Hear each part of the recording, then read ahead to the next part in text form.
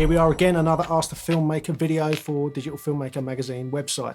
If you haven't seen the website, go and check it out, www.dfmmag.com. It's well worth a look. Okay, first question. I have a great idea for a short film, but I'm pretty short of cash, so I'm therefore wondering if there is any route you would advise taking to secure funding. I'm well aware of Kickstarter and that whole crowdfunding side of things, but I'm not convinced this is the way forward.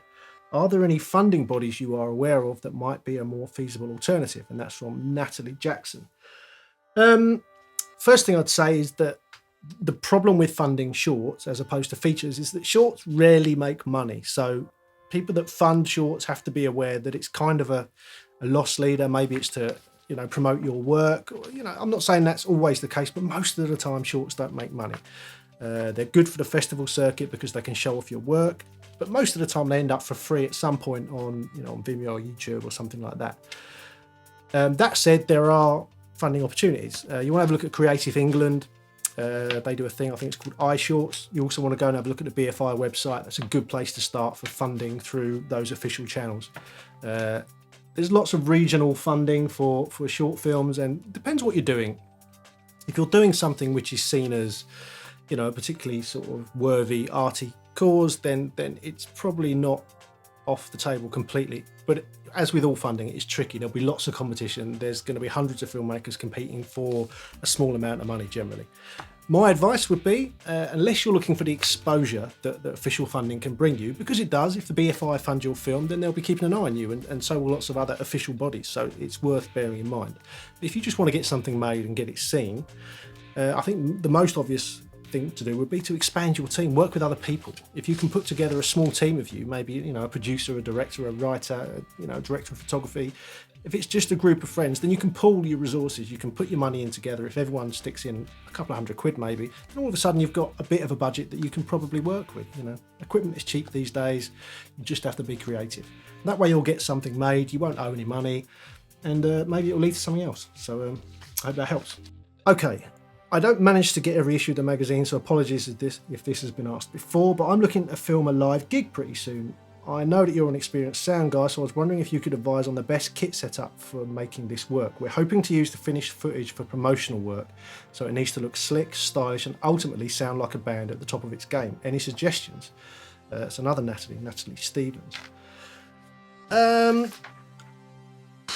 I think the first thing I'd say, if you're going to be shooting a live gig, as in a band in concert, the sound obviously is vital. My other job is that I'm a front of house engineer. I'm the guy that mixes concerts. I work in sort of stadiums and arenas all over the world, and quite often there'll be a TV company there, or maybe it's the night in the tour where we're making a DVD or whatever. So we'll have to record the audio. And there's two ways to go about that. And in both cases, you need to speak to the band, the management, the venue owners. Every time you record something at a venue, the venue have a kind of a stake in that. You're going to be making money out of selling something that was done on their property.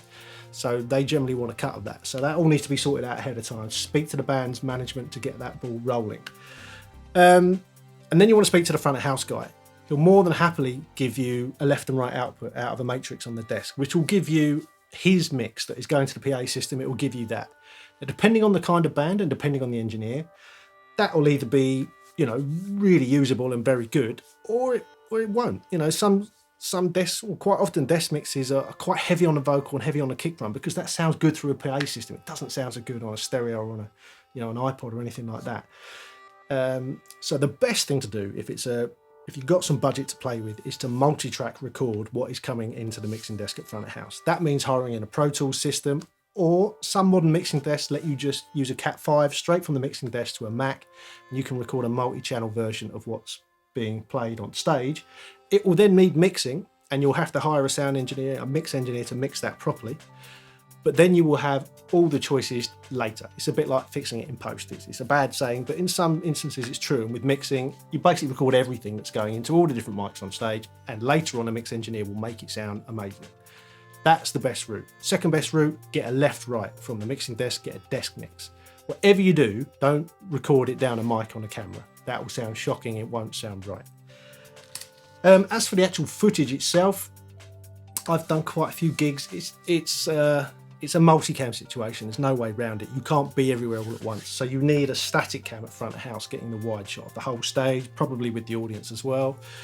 You'll then need a stage left and a stage right, maybe from the pit, shooting up. You're going to get all the various, performers as they come to the front of the stage that way. You'll probably need one roving camera on stage if it's possible, if the artist is okay with that. Sometimes they're not. It'd be then nice to have some other dotted around the stage. We quite often use GoPros for that kind of thing. Mount a GoPro on the drum kit, mount another one on the keyboard rig, maybe mount one on a guitar somewhere. It depends on the band and the management as to whether they're cool with that. But generally, you're looking at sort of 7 cameras and up to get the full coverage that you need. And then it's a case of doing a multicam edit later. It's not easy to do well, but if you do it with any less than that, I've seen people use 3 cameras and it's just not enough. You just can't get the coverage. You need everything at all times, really. You don't know ahead of time, unless you've been touring with the band a long time. You don't know when the solos are coming up. You don't know when the singer's going to do a particularly cool thing that you want to capture from a right angle. So you have to capture everything.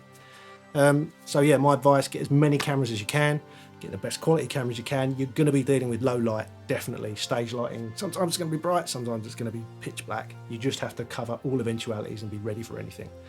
Some things to watch out for: vibrations. I've seen someone mount a camera on a big sub speaker before. Obviously before the show it's not moving at all, it's a perfectly good platform to mount a camera, but as soon as the show started it was just vibrating. Completely useless footage came out of that camera. Watch out for pyrotechnics. Check with the band and the management and the stage manager and the engineer. Check with everyone you can what's going to be going on. Make sure you're not going to be in the way, and make sure you're not in any danger.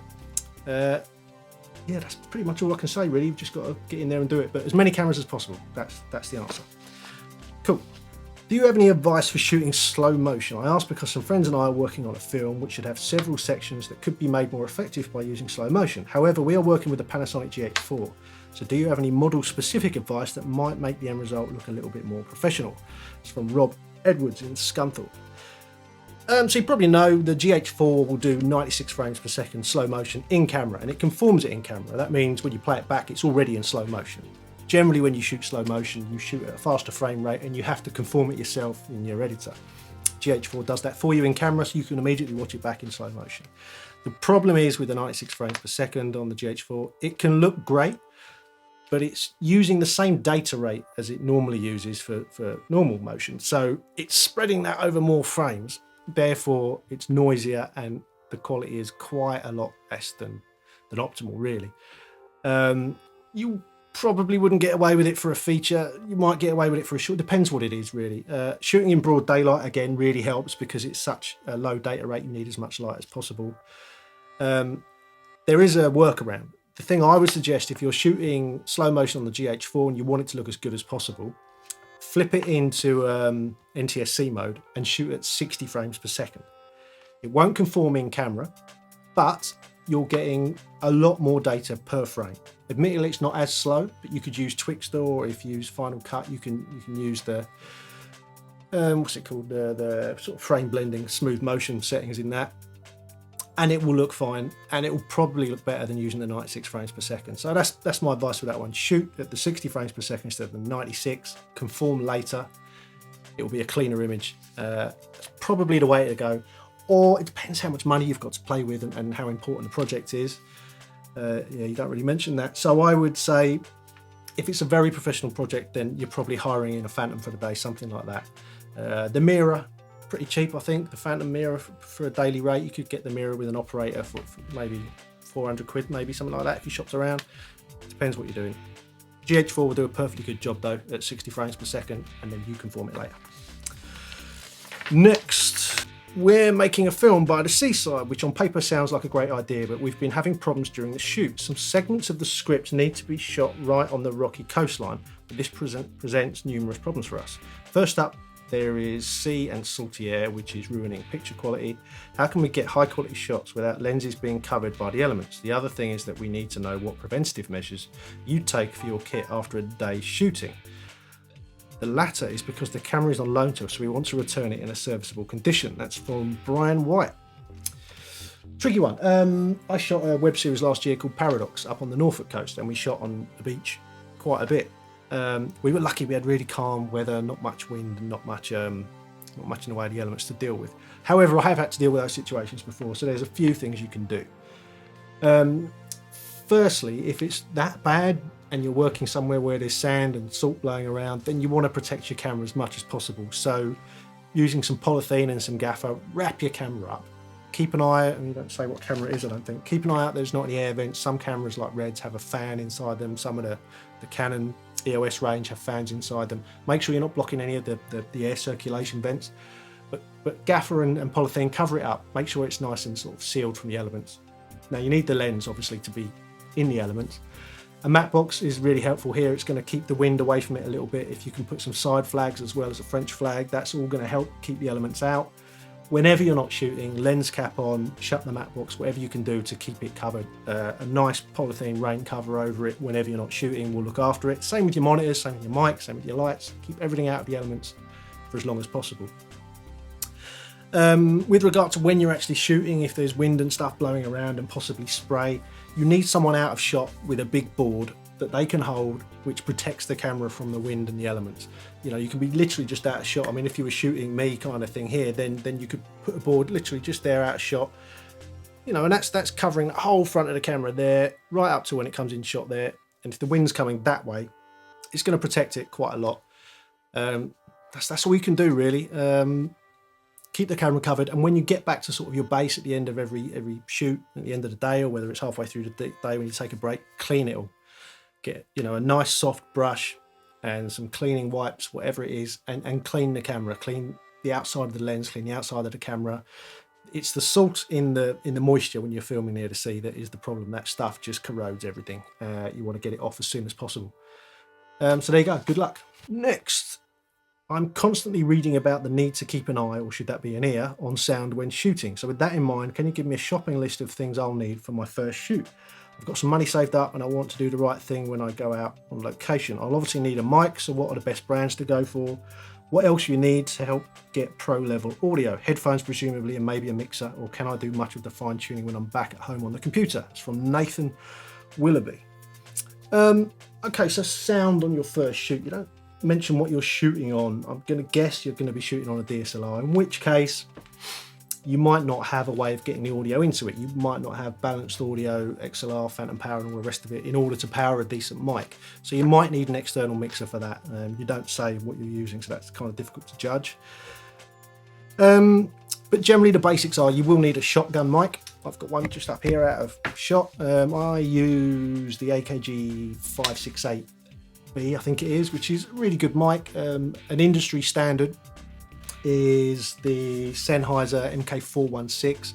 That's a brilliant mic. It's very directional shotgun mic. If you pair that up with a nice clean mic amp, whether that's on a high-end camera or whether that's on a separate mixer, that will get incredibly good quality sound. You need to protect it from the wind, so it will need to go inside some kind of fluffy or maybe a Rycoat, and Rode make the thing called the blimp as well. You've probably seen it. It's a big fluffy thing that goes, basically the mic mounts inside it and this goes on the end of your boom pole, and to a certain extent it will protect it from the elements, but mostly from wind noise.